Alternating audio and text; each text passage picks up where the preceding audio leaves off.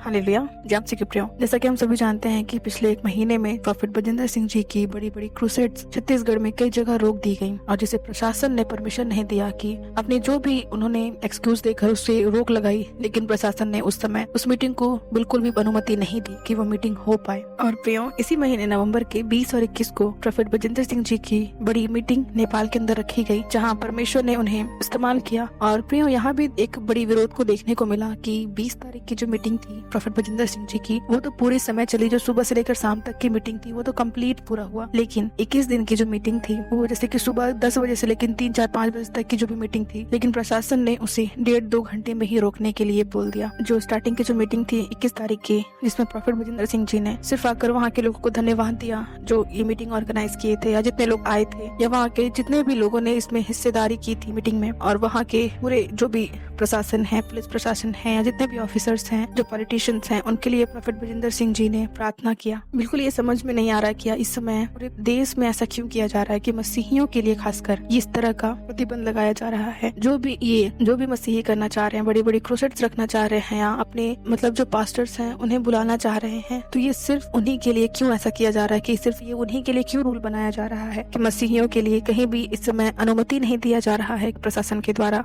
कि कोई भी मीटिंग की जाए। और नेपाल के प्रशासन ने भी वहाँ क्यों रोक लगाया, इस बात का भी सामने कुछ भी नहीं है हमारे पास। लेकिन प्रियो, जैसे कि मीटिंग 2 दिन की थी, पहले दिन तो मीटिंग बहुत ही अच्छी तरीके से हुआ, दूसरे दिन की मीटिंग भी स्टार्टिंग की थोड़ी सी मीटिंग हुई, लेकिन इन मीटिंग में इतने सारी संख्या में लोग इकट्ठे हुए थे जिन्हें देखकर काफी खुशी महसूस होती है कि आज भी निश्चय परमेश्वर के लोग जहाँ कहीं भी मीटिंग होती है, परमेश्वर के दास के सुसमाचार को सुनने के लिए जो परमेश्वर उनके द्वारा लोगों तक पहुँचाता है, कितने बड़ी संख्या में लोग पहुँचते हैं। और बहुत से लोग इस संख्या को देखकर हैरान भी हो जाते होंगे कि इतनी बड़ी संख्या कैसे आ सकती है। प्रियो, ये सिर्फ करने वाला हमारा परमेश्वर है, क्योंकि जो उस पर विश्वास करते हैं, वाकई जब वो विश्वास करने लगते हैं तो वो विश्वास में बढ़ने के लिए अपने कदमों को बढ़ाते हैं, मीटिंग्स अटेंड करते हैं, ताकि वो परमेश्वर की और महिमा के विटनेस बन सके। हालेलुया। प्रियो, ये वीडियो कुछ नेपाल की वीडियो है, जहाँ के जो ऑर्गेनाइजर थे नेपाल के, जिन्होंने मीटिंग को ऑर्गेनाइज किया था, या जिन्होंने जितना भी वहाँ पे काम किया था इस मीटिंग को होने के लिए, ये वीडियो आप देखिएगा। यहाँ पे भाई ने बताया है कि वो किस तरह से मीटिंग को ऑर्गेनाइज किया, वहाँ की देख रेख की, और इतनी बड़ी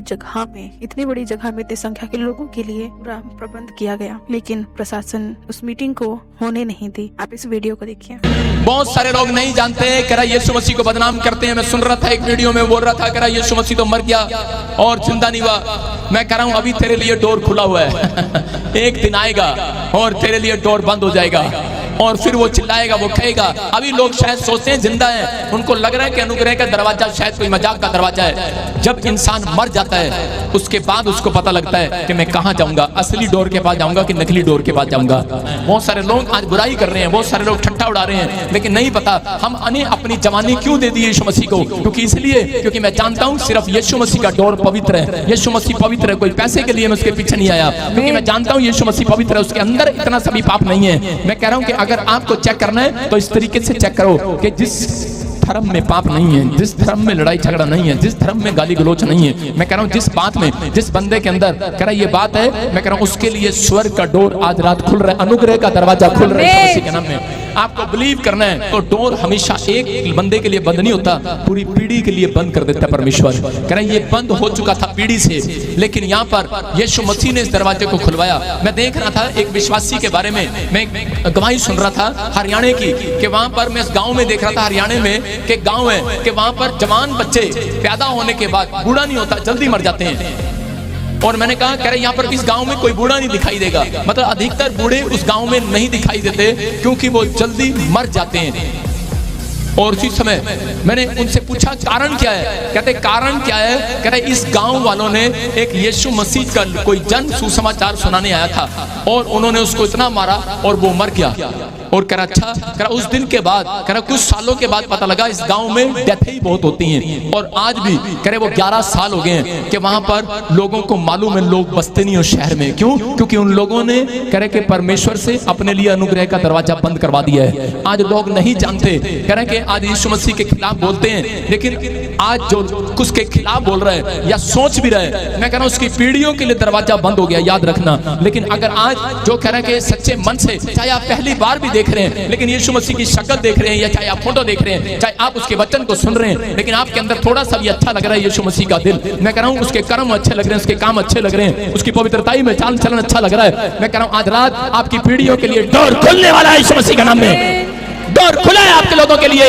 बेशक आपने बैप्टिज्म लिया या नहीं लिया, लेकिन आप यहाँ पर आए हैं, मैं कह रहा हूं ऐसे नहीं आए, मैं कह रहा हूं आपके लिए डोर नहीं खोलेगा मेरा परमेश्वर, आपकी पीढ़ियों में सदा डोर खुला रहेगा यीशु मसीह के नाम में। वो दरवाजा बंद नहीं किया जाएगा, मैं कह रहा हूं वो दरवाजा आपके लिए कभी बंद नहीं किया जाएगा, क्योंकि आपने यीशु मसीह की पहचान। जैसा कि आपने वीडियो देखा, भाई ने बताया कि किस तरह से वहाँ पे तैयारी की गई थी, लेकिन प्रशासन के द्वारा आने वाले समय में उन्होंने उस दूसरे दिन की मीटिंग को रोक लगाई। लेकिन परमेश्वर का धन्यवाद हो कि परमेश्वर ने ये 2 दिन की मीटिंग को लगभग होने दिया, क्योंकि जो पहले दिन ही परमेश्वर ने अपनी पूरी, वाकई हम विश्वास कर सकते हैं कि परमेश्वर को पता तो था ही ये चीज कि सेकंड दिन की मीटिंग नहीं हो पाएगी, तो हम विश्वास करते हैं कि परमेश्वर ने पहले ही दिन अपनी सारी महिमा को वहाँ के लोगों में दिया होगा, वहाँ के लोगों ने उस महिमा को देख पाई होगी। हालेलुया। प्रियो, हम जानते हैं क्योंकि परमेश्वर के लिए एक छोटा सा समय भी काफी होता है। हालेलुया। एक क्षण भर का समय ही परमेश्वर के लोगों के लिए एक बदलाव का जीवन अद्भुत होता है। हालेलुया। जो हम संसार में पूरी जिंदगी में ढूंढते हैं, उस चंगाई को, छुटकारे को, आजादी को, परमेश्वर हमें पल भर में वो सब चीजें दे देता है। हालेलुया। हम परमेश्वर का धन्यवाद करते हैं कि परमेश्वर ने प्रोफेट बजेंद्र सिंह जी को उस जगह पर नेपाल में इस्तेमाल किया, और हम विश्वास करते हैं कि भले ही आज मसीही लोगों के प्रति इतना विरोध की बातें उठ रही हैं, लेकिन हम ये विश्वास है